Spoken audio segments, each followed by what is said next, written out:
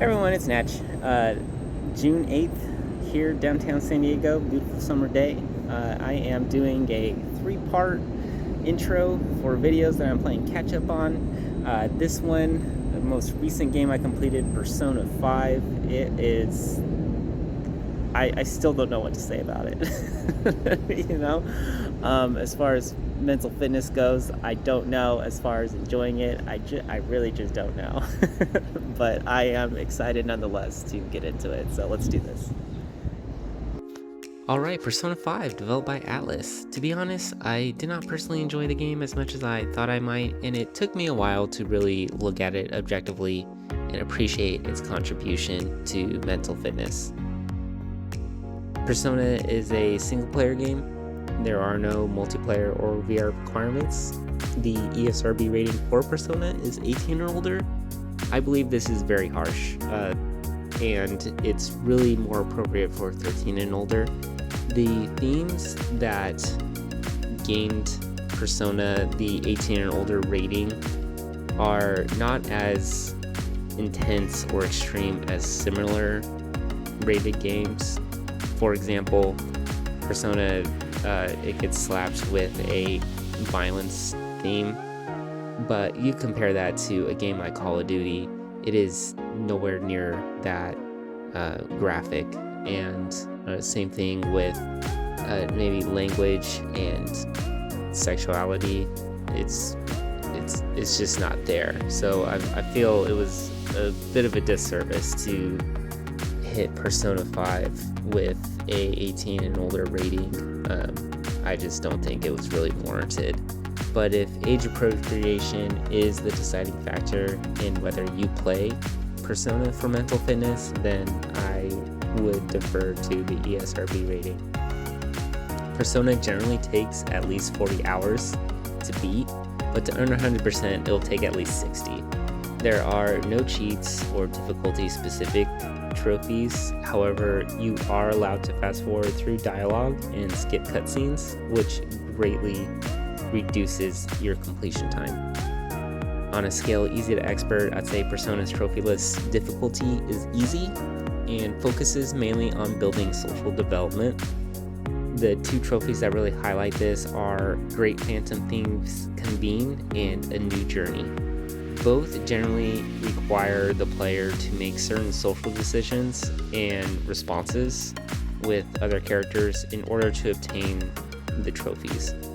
With the vast number of characters that you must and will interact with, and all having different personality types, the way you talk with each of them and respond to them will determine how strong your bond with each will become, as well as dictate what ending you will receive in the game.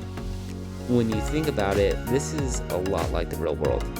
You'll always find yourself in situations where you interact with people, whether it be family, friends, classmates, coworkers, etc., all having different personalities.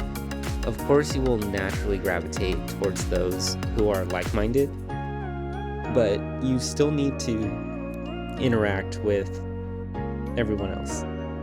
Some you can build bonds with over time, and others you will just completely be at odds with and just have different mindsets. But being able to recognize the different types of people you will encounter and how to interact with them in a respectful manner is very valuable and important for your own social development and mental growth. So, in my opinion, Persona 5 would be considered the basic training for this, more so for a teenager. I wouldn't recommend it for someone younger than 13, just because of the themes. And so, and that's because you aren't required to interact with other live people in multiplayer.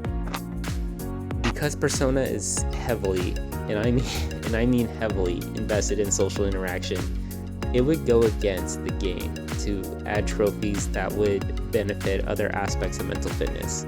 Even though I'd like to see them in there, it just would go against the nature of the game itself. Because it ultimately takes away the focus from the social development aspect.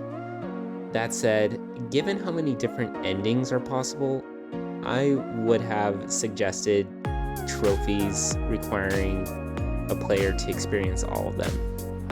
I'm not sure why they wouldn't have done this, so that's a bit of a head scratcher, but I definitely would have recommended Atlas to have done that, and at least do that in future games if the same concept is being implemented.